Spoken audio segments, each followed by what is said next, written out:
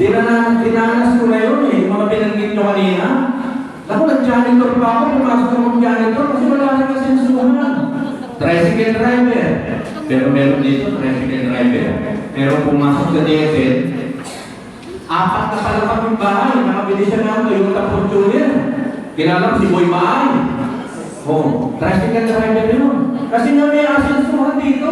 Eh, meron kung di ka nag-DSL, ano yung tricycle driver? Tricycle driver pa pa rin, walang asensuhan. So, pero nag-DSL ka, malalaman nyo mamaya kung bakit. Totoo na yung ito, itong mga ito, yung lifetime free travel. Wow, ang ganda nito, no? Lifetime free travel. Yan. Ito katatravel lang namin, katatapos lang namin. Kasama si Jerry ito. Kasama natin yan. Ito yan si Jerry.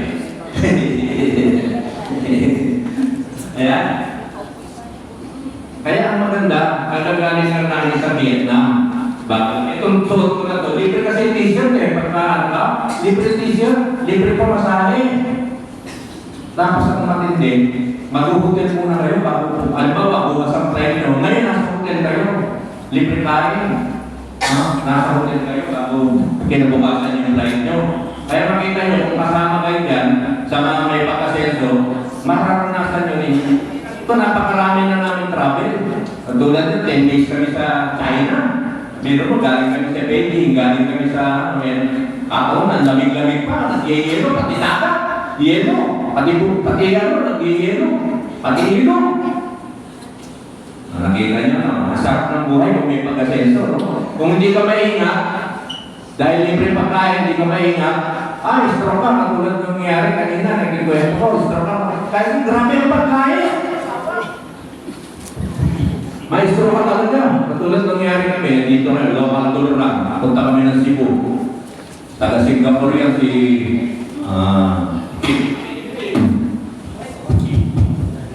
ano ba nangyari kay Philip ano? Eh nakita, dami pagkain. Sumaba talaga. Taga Singapore yan to. Maestro. Kaya kailangan maingat ka rin. Kasi ang daming pagkain talaga. Lalo na sa Vietnam, grabe.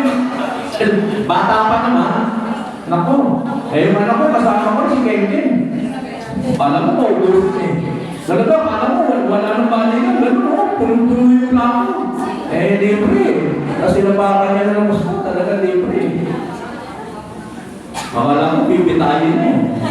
Pero libre. Kaya nakita natin, talagang totoo. Totoo kaya ito na pwede kayo makatravel. Kahit na walang educational attainment. Mamaya, tatawagin natin, tatawag tayo ng dalawa, no? Isa muna tawagin natin si Lito Capulo. Tawagin natin. Para malaman natin kung ano natin yung trabaho. Ito. Wala naman ibang mic dyan. Kasi ito, papatay-patay. Yung kape dyan, kaya pala hindi mainom yung kape, wala namang baso. Maglagay tayo ng baso, kaya pala hindi mainom yung kape na sa likod, wala palang baso.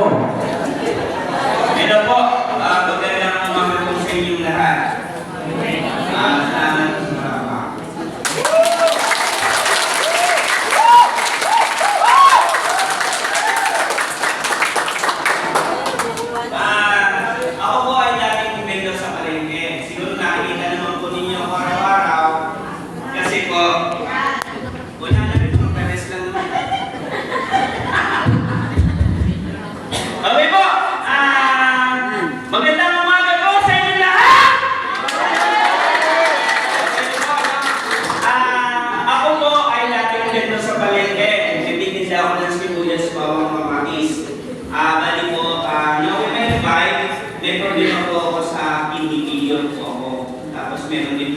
Positive po ako sa CrossFit.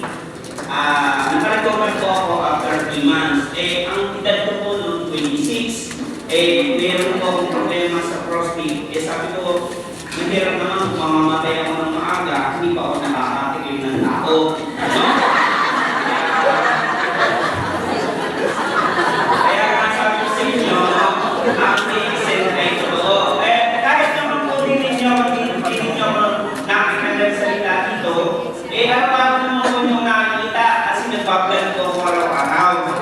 Di ba? Kaya yung mga tamang po tumali ng seminar, pwede po yung ipasa yung mga plan ko. Lahat naman tutungkol yun sa DXN. Okay? Okay mo na? Okay. Meron na po akong ibibigay ko sa inyo na 5 bagay na pwede po kayong mag-success. Okay? Ang DXN po ay totoo. Marami na pong pinaunlad. Marami na pong pinayaman. Ang tanong, totoo ka ba sa DXN?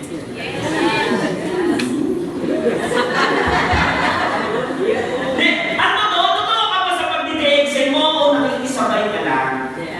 No? Kasi ganito lang kasi hindi. Ang DXN ay tama na ang sistema. Marami nang yumaman. Susundan mo na lang. Gagamit ka na lang ng product para ikaw ay kumita. Tapos pag minsin ka, buwan-buwan mo yung check nila. Pero bakit hindi ginagawa ng iba? Kagalit. Diba? Hindi ako nagagalit sa panan ko. Diba? Kasi realidad ng buhay, hindi ba nyo nakita yung gap dun sa baba? Yung kotse kulay puti? Parang laruan lang, di ba? Yes. Pero may reclusus yun. May atinilya. Pero hindi mo nakita siya magyabang na. Sasakyan mo yan. Katas yun ang kape. Kita mo yung takotso niya, ang gasolina niya, DXN coffee. Di ba realidad ng buhay? Kailan ka magkakamera mo sa sasakyan? Gagawin naman!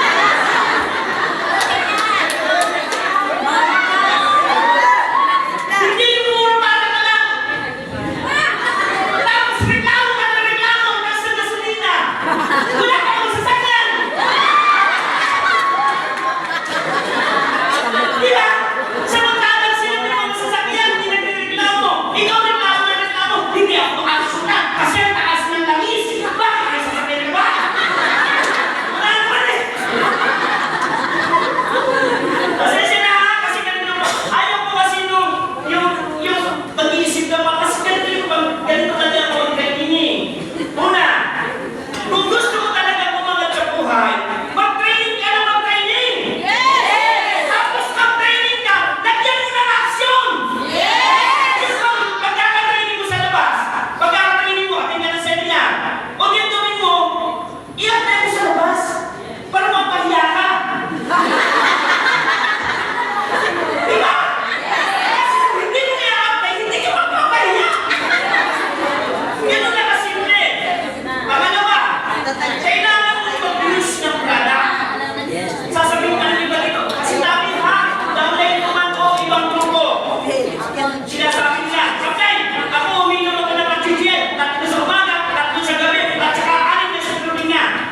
Yung matalino yung kapatid mo, titingnan yun sa kanyang reward.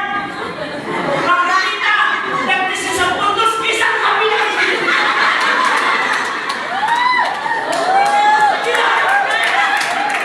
Sino niluluto mo? Yung kapatid mo ba? Hindi! Sarili mo niluluto mo! Isip ka!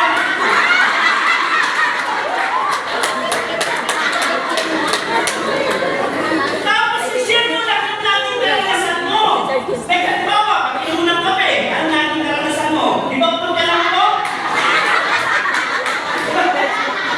Ano na kasi hindi? Mapapagod ka na ha? Tapos ang kailangan mo lang, mag-sponsor, mag-sponsor, mag-sponsor. Alam mo, walang mahirap sa DXN. Ginagawa ko lang mahirap ang DXN dahil mo sa aming tubo.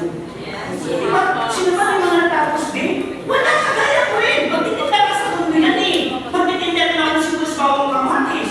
Parang yung sa gawin ko, si Ate Jocelyn Gita, yung sinunod dati ko. Siya yung dami nag-abroad. Kasi bakit? Ang trabaho niya, yung nagdadakot. Yung gagawin natin sa